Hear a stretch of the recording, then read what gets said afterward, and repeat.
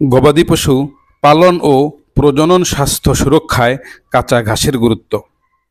গবাদি পশু পালন মানব সভ্যতার প্রাচীন একটি অধ্যায়।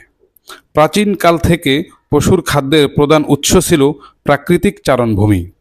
পশুরা তখন মুক্তভাবে মাঠে ঘুরে ঘুরে ঘাস খেত, যা তাদের স্বাস্থ্যের জন্য ছিল সর্বোত্তম।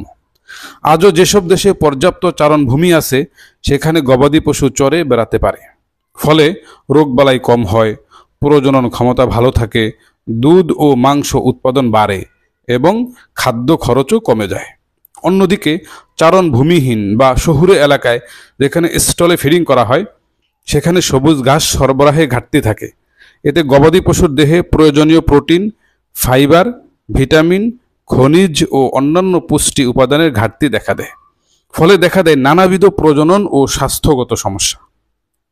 কাঁচা ঘাসের অভাবে গবাদি পশুর যেসব সমস্যা হতে পারে: যৌবন প্রাপ্তিতে বিলম্ব ঘটে, সঠিক সময়ে হিটে না আসা বা বারবার হিটে আসা, গর্ভধারণের পর ভ্রূণ মারা যাওয়া বা গর্ভপাত হওয়া, জটিল ও দীর্ঘ প্রসব ডিস্টোকিয়া, বাচ্চার জন্ম ওজন কম হওয়া, সারের শুক্রাণুর গুণগত মান কমে যাওয়া, কাভিং ইন্টারভেল বেড়ে যাওয়া, হরমোন ভারসাম্যহীনতা, জিনগত গুণাবলী বিকশিত না হওয়া, ডিম্বাশয়ের কার্যকারিতা হ্রাস, অমজ্জা বের না হওয়া, রোগ প্রতিরোধ ক্ষমতা দুর্বল হয়ে পড়া, হিট শনাক্তকরণে সমস্যা হওয়া। অপরদিকে পর্যাপ্ত কাঁচা ঘাস খাওয়ালে যেসব উপকার পাওয়া যায়: দুধের উৎপাদন বাড়ে, খাদ্য খরচ কমে যায়, সুস্থ ও সবল বাছুর জন্ম নেয়, কৃত্রিম প্রজননে সফলতা বৃদ্ধি পায়, যৌন পরিপক্কতা সঠিক বয়সে আসে, বাচ্চার মৃত্যু হার কমে, দানাদার খাদ্যের প্রয়োজন কমে যায়, জন্ম নেয়া বাছুর কাঙ্ক্ষিত ওজনে হয়, খামারির লাভ বৃদ্ধি পায়।